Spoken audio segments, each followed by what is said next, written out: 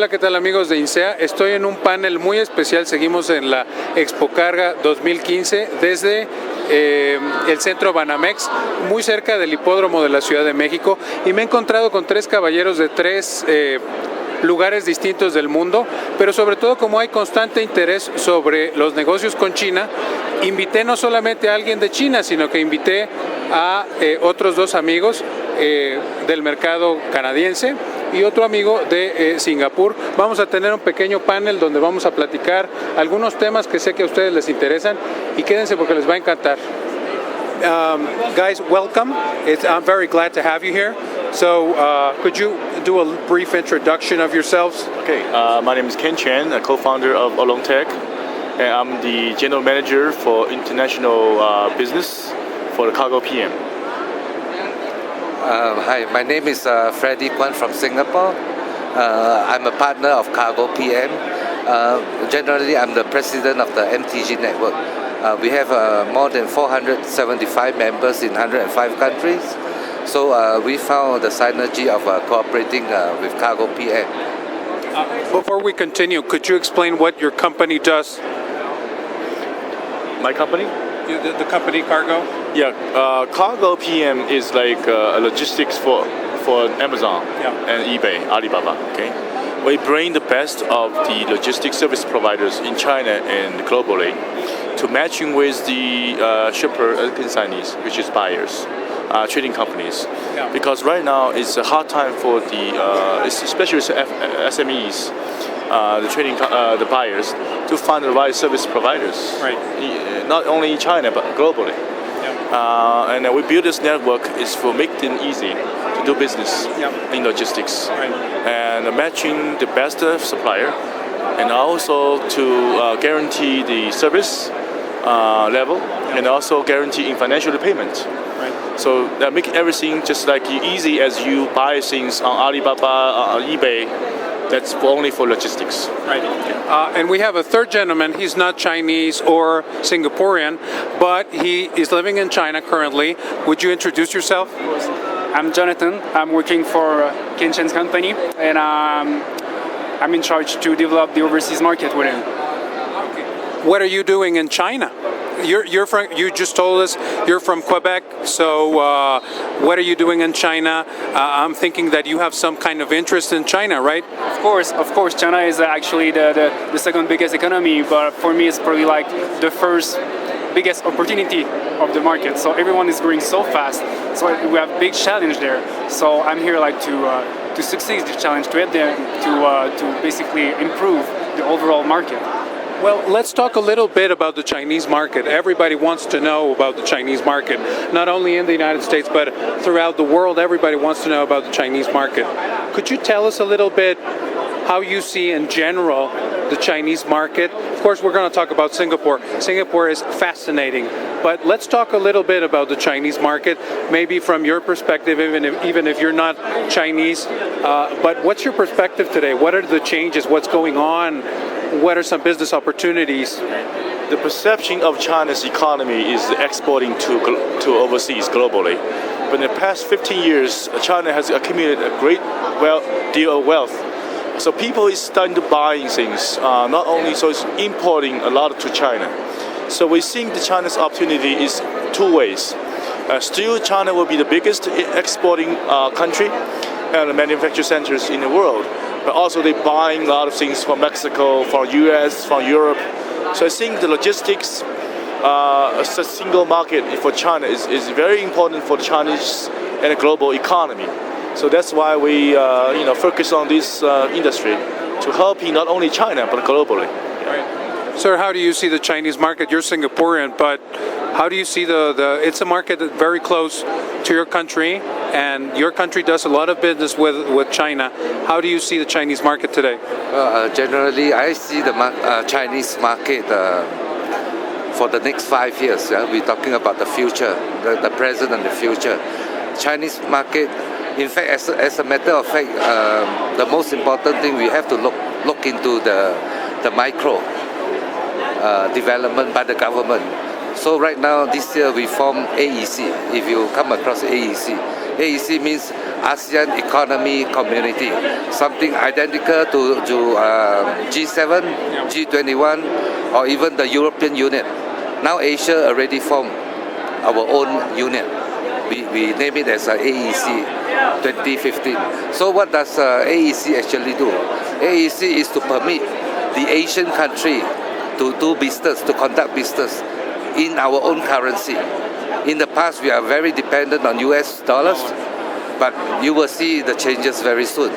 What are the changes? Changes are within Asia country, you can own the company 100% by your own. You don't need to need a local, shareholders.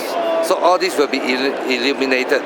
In addition to that, we are going to transact within our own currency, meaning everybody is permitted from Singapore. We are allowed to transact in RMB. We are allowed to transact in Thai baht.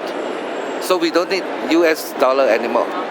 So I can only see in the next 5 years, Asia will only become stronger. So you're giving us a little perspective on the Asian market, but how do you see your country, Singapore? It's quite a success. I mean, a lot of people talk about Dubai here in Mexico. A lot of people talk about Qatar. Lots of countries, but sometimes we forget what you guys are doing in Singapore. Everybody in Mexico, your country is unknown outside of Asia for reasons I don't know. But when you talk to Singaporean people, you see a big change, maybe like Korea. Tell us about your country. How have you guys changed, and why are you so successful today? Well, the success of Singapore generally there are numerous important factors. The most important factor is the government. We have a very clean government, I should say, one of the most cleanest government. That means we have zero tolerance on corruption. That is very famous from Singapore. Yeah. In addition to that, is among the community, we have very close community, including in Singapore we have Chinese, we have the Malay, we have the Indian as well, we have the Caucasian. Caucasian are actually European. So we can integrate very close together. We have no problem living together. So we eat the same food, we stay in the same kind of apartment. Yeah. So everybody is equal. You don't find any problem. So with this is actually a very strong base infrastructure that permit us to go forward. Jonathan, in your case, you have a very interesting story to tell us. You're in China right now. Yeah. Tell us about your story. Take the mic. I'm actually a newcomer in China, but what I found the most interesting in China, in my country, many teachers told me, if you want to do business with China, you have to create a relation. It may take 10 years, 20 years, but it's very long and very hard to do business in China. But when you are in China, you realize it's not true. If you want to do business with you can start with 10 minutes. It's not that long. So this is like a very paradox with me. Like I expected a very difficult community to be to create relation with them and to do business with them. But in fact, it's very easy. This is the most important and most interesting for me. Your story basically is you went to China because of what reason? What's the reason why you traveled to China? It was most a personal reason. I'm looking for a very good challenge, and in my perspective, the biggest challenge is in China. This is it's kind of personal choices, but actually I think I did the right choice. You seem to be very comfortable in the Chinese market. What are some of the some of the cultural differences you see between China and Quebec? I'm not going to say Canada. Yeah, you can say Canada. Yes, there is a cultural gap, but the last generation, Ken, is not 100% Chinese. He can understand the gap between you and me because we're all kind of hybrid people.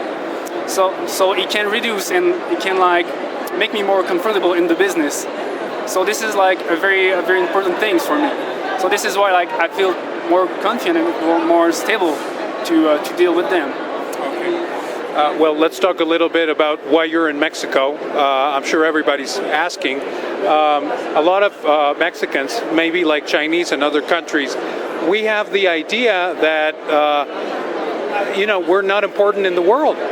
We were just talking before that these are some of the countries with the greatest opportunities. You can do anything you want in China. You can do anything you want in Mexico. We're countries with more opportunity than anything else. So why are you guys in Mexico? Is this your first time? This is my very first time to Mexico because our business is an international logistics service as an e-commerce platform. So going global is natural. And starting this year, because we have 60% of market share in China, and our goal is to service the global trading, global trade and global logistic companies. So we do a roadshow first in Asia, in Thailand, Bangkok, and in Vietnam, Ho Chi Minh City. So our third stop is actually the Mexico City, because we have this fantastic expo held here in Mexico City. So we decided to go to Mexico City. Mexico is, I think, a great gateway to Latin and South America. So that was our first experience to know people, hear the business here, and what the environment is. So we want to get prepared to come into this market. Right. And what are some of the experiences you had in here? Did you sign any deals? Did you close any negotiations? I think not. Our first plan is not to sign any deals at this very first visit.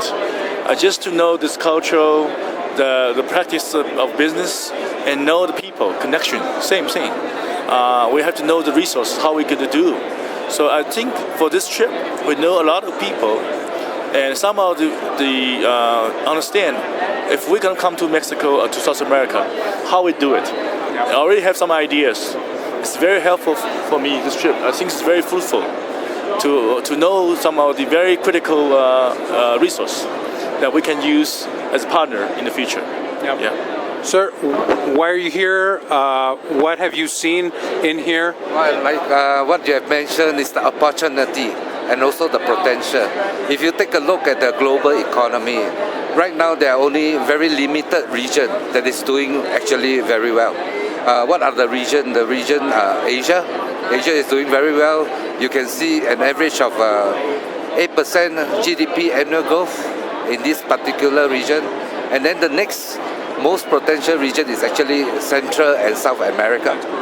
Yeah. Other than that, you look at Middle East, they are not moving. You look at Europe, they are dying. And even if you listen to the recent news, we don't know what will happen to Greece. Yeah, whether they are going to pull through or not, that is another case. So will Greece issue pull down the entire European Union? Nobody knows.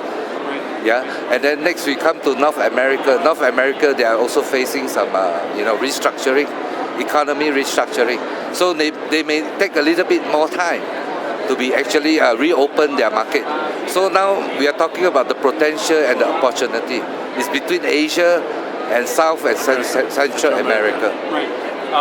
Jonathan, you're here. You've been here 3 days. Is this your first visit to Mexico? Yeah, kind of. Yeah. I visited like a tourist like maybe 10 years ago, but as a business trip, yes, it's my first time. Okay. I know it's only 3 days, but what's your perception on how much business you're going to be making? Was it good for the company? Was it good for you from your personal perspective? From our perspective, like the goal of this company, because we want to create the best platform, and the first goal, the first steps of this is to listen. The people will use it, so we have to talk with them to listen their requests, their concern. How can they see this platform? What is the problem with this platform? So I think the first step is to be close with them and talk with them. So if we do this around the world, we'll be able to create probably like the best platform ever. A lot of people want to know how to do business in China. Could you give us a little bit of the steps to do business in China? Some recommendations, Mr. Chen? China is growing very fast on the e-commerce side. I think beside the U.S., China probably the biggest country so far in e-commerce. And the name you heard is Alibaba, but many companies like Alibaba that people don't know. So I went to many countries. I think China has the biggest opportunity in terms of e-commerce and internet. And because of population, because of the consumption of the country. So I think for doing business in China, the best way is to through e-commerce, internet. So I tell Mexico, my counterpart and friends, if you want to go to China, I think first comes e-commerce, the internet. You know. A lot of people are afraid of doing business in China because of many things. We don't have to hide it. And a lot of companies in Alibaba, they don't have the best big business practices. Just like you said, maybe, like any country in the world, you have your best companies and you have your not so good companies. What are some recommendations that you could give our audience to protect themselves from doing wrongly in China? If we're doing business traditionally offline, and the fact is that because the cultural difference and economy's different practice, it's very hard dealing with a foreign country such as China. But I think internet is changing many ways. The internet put everybody equal.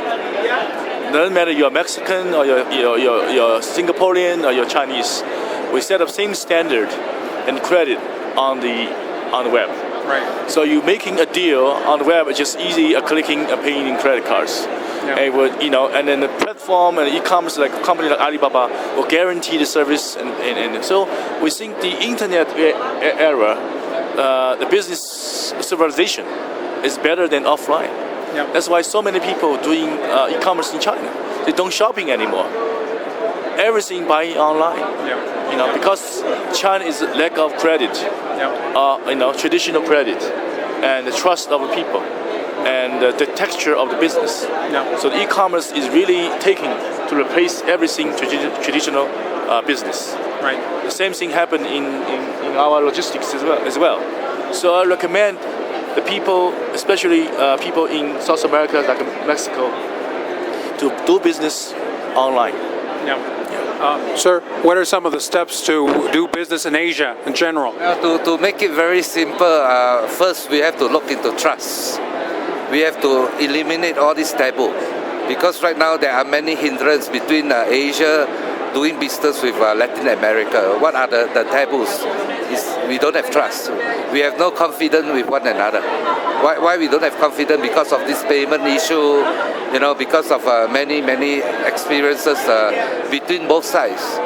So in order for us to move forward, we have to eliminate all this trust. How do we eliminate this? We need to have more exchanges, cultural exchanges, the understanding of both parties. We have different kind of culture. We have to overcome all these kind of culture differences, and then we come to have a confidence. And then how to have confidence is through online, like what Mr. Ken has just said. Is now in the past we don't have that kind of technology advantage, but today is totally different. Today we are moving into internet plus, we are moving into e-commerce, where we break through all barriers. Everything is transacted very transparently. So there should not be any more hindrance. So we should actually take advantage of this technology age and move into what we want to achieve together. You're all in the logistics sector, and a lot of people want to know about logistics and customs. So how do you see the global logistics sector today? Very dynamic. You see more and more companies popping out. So what's your diagnosis today? I think the logistics is the very, in a sense, part of the global economy and global trade. Because, the recent 10, 20 years, because of globalization, so the logistics become a challenge to upgrade. Okay, otherwise they cannot meet the demand of countries, exchange economy, import and export. So logistics also needs something to dramatically change fundamentally to make it efficient, because logistics is so expensive sometimes to make the cost maybe 20-30% of your cost cargo is on logistics. Yeah. So too much rely on the people, and human mistakes can delay a lot of things. So make the foreign trade and everything, the manufacturing more efficiency. So the logistics need also bring them on internet. So that's why in China we call it Internet Plus. Yeah. We plus internet on particular industry and make this industry transformed. Yeah. Okay. One of the things I see is China having more and more ports.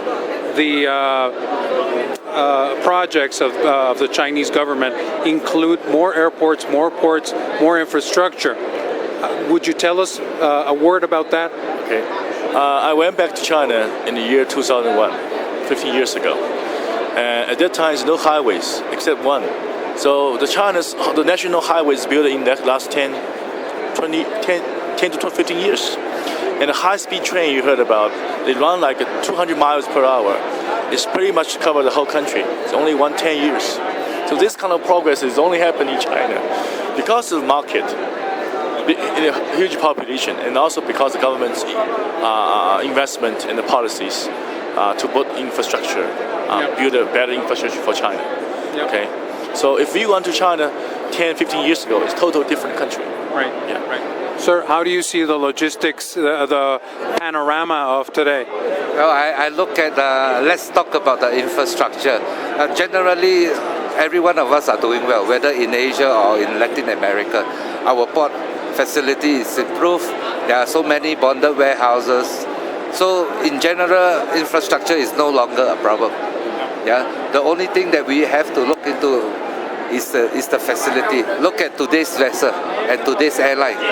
In the past 10 years, we're talking about 20,000 TEUs, but today we're talking about vessel as big as 50,000 TEUs. We're talking about Airbus 320.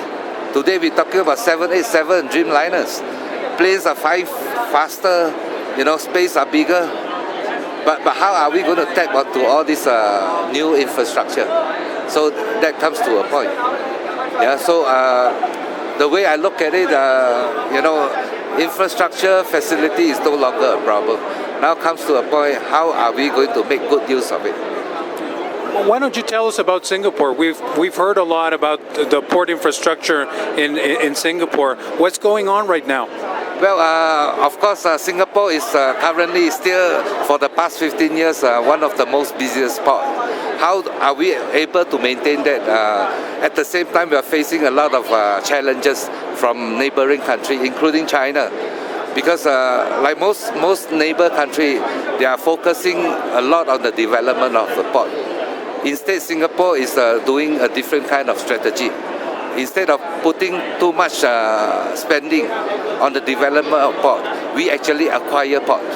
So for the past 15 years, we bought over, for example, like Vietnam Airport is managed by Singapore, Macau Airport, even in Dalian Seaport. These are managed by Port of Singapore Authority. So we bought over a lot of ports, including Netherlands, including in US, including in some other continent. So these ports are all managed by us, and we are offering them a package deal instead of per port call. So we offer to them a global package. That's why Singapore is able to maintain the status. And what about you, Jonathan? You're in the logistics industry. How do you see the logistics industry today? On my side, logistics industry, I think, need a very good update in technology. Maybe I will just repeat what Ken said, but I think the Internet Plus will bring a new level of transparency on the internet market. Actually, everyone tried to sell a different kind of package. Like the harmonization is not very well at the moment. So bring everything on the platform. Do a good standard of everyone will increase the transparency of every user. And this is how the trust can be reduced. This is I think it's, of course, the next generation of the way that we will do logistics. Right. We talked about trust, yes. and maybe you're a voice that can clear up for us how to trust in China. I mean, how do you make sure that you can do business in China and get a good deal. How do you trust? Actually, there's a big part of the risk. People have to maybe guess, a kind of gambling actually. But as soon as we will create a software to take in charge of the transaction and put it like accountable, you will see everything with every tracking transaction. The trust will be reduced because everyone will be on the same page. Everything will be clear. So at this moment, why I should be afraid to do business with you? One of the other topics I was thinking about is how specialized logistics sector is. It's becoming more and more specialized. We see a lot of cold cargo. We see more specialization in bulk cargo. We see ports getting prepared for different and better merchandise. Technology, big machinery. We see ports in China for the mega ships. How do you see that specialization? What are some of the cargo that you see for the future? I mean, we're transitioning into a new logistics world. Yeah, this world is going to be more specialized instead of general. So everybody play a particular role in logistics. So the carriers is not only going to do everything. So do the carrier on the main, we call it base port. And then they have a lot of service providers, warehouse, trucking, and the freight forwarding companies to facilitate those kind of service. Like a middleman, or we can nanny of the international trade. Right. So for us, we only focus on logistics, but in logistics we only focus on freight forwarding network and providing a platform for the international global forwarding business. Right. Is there any area in logistics that you see today that is growing in a very outstanding way?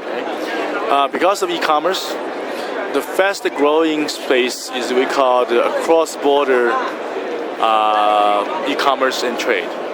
So in terms of put everything in one container for one shipper and one consignee. Actually, in the future, and what's happening right now, also in China and also in all over the world, is that people only buy a small package on eBay, Amazon, or Alibaba, Taobao. So one container could consist of maybe 2,000 customers. So that's a challenge for the forwarding and logistics company, how to process them, able to do it in a very low cost, to process those orders that are purchased online. Okay, this is getting very tremendous growth in China. So Alibaba is investing in one company called the Cainiao. Okay, they invest I think $100 billion US in this company to build the infrastructure, to able to fulfill the future of this kind of challenge. Yeah. So we're also doing that too. Mr. Kwan, how do you see specialized logistics today? I think logistics, there will be a change very soon. There will be a cart washing. If you look at the purchasing power in today's economy, the amount is getting smaller and smaller. A lot of package logistics. Look at the government. What the government are doing. If you look at China, they have this SF logistics. You heard of SF? So they supersede DHL, FedEx. So they even get more worried because SF is doing better than them. Yeah, you look at Deutsche Post. The European are also changing their mode. Look at Singapore Post. We are also moving into more on package delivery. So the whole world is changing. Yeah, because the people that are purchasing are also different. Their way of purchasing, their behavior of purchasing is going to be changed. Yeah, instead of 100 containers, probably they change to a smaller size. So people can absorb and can accommodate that kind of volume. Jonathan, I'm sure you've been in many parts of China and you've seen this movement into specialized logistics. What's your opinion on this sector? I think I saw the same effect than Ken. I think the future will be many people in the same container. But now why it's slow? Actually, it's because logistics is too complex for a nobody. someone like a citizen would just buy something and want to ship. It's too complex at the moment. We have to simplify. We have to reduce the task about the documentation. We have to basically simplify and short every process. When we will, as soon as we will be able to do this, the low customers will increase, and now the LCL container will actually be the most popular way. Yeah. Final question for everybody. What are some recommendations? You've seen a lot of problems. You've seen a lot of logistics problems. You've seen people from around the world have lots of problems in terms of logistics. What are some recommendations that you can give the audience to do very good operations, logistics operations? The recommendations I want to give the people here and everybody, also to myself, is look at the future. Look at the future today. How are you prepared? Say 3 years, 5 years down the road, and what will happen for this economy and this industry? So everybody have to prepare. How can you do for the next 3 and 5 years? Okay. Well, the thing that we can actually change is more exchanges, to conduct business in a more transparent way. That is the key part, to make Asia and Latin America coming closer together. So a lot of exchanges to understand the business ethic, the business culture, all these are very important part. Jonathan? I think it will be the evolution of the synergy of every flow of the logistic. I think in the future it will be improved a lot. Okay. So if people in the audience want to reach you, they want to reach your company, can you give us your contact information for people in the audience? Of course, they can reach me many ways. In China, everybody connected on WeChat. 600 million people using that. I can give you my phone number. They can just download the WeChat, and then my ID is 133-2668 and 9618. And they also can find out my website, which is www.cargopm.com. Okay. Yeah. Well, as a matter of fact, with this technology age, I really urge everybody to make use of all these social media communication tools, something like WhatsApp, Facebook, or even Messenger, because you are the other part. But I also strongly encourage that they should look into what they don't have in this part of the world, that is WeChat. Yeah, because so far I understand not many people know there is this WeChat exists. But actually WeChat is much stronger than WhatsApp. WeChat itself has more than 600 million users. So if your members or your customer in this part of the world, Latin America, want to reach Asia, I strongly recommend them using WeChat. Okay. Jonathan, how can people get in touch with you? It's very simple. I'm from the same community in Canada, so the website is the same, and also the division to cargopm.com is the same too. And of course, I use WeChat. I don't remember my ID by heart, but as soon as find Ken and you will find me by default. Okay, gentlemen, thank you very much. Muchas gracias. Ojalá les haya gustado. Realmente un esfuerzo de INCEA para traerles contenido de calidad.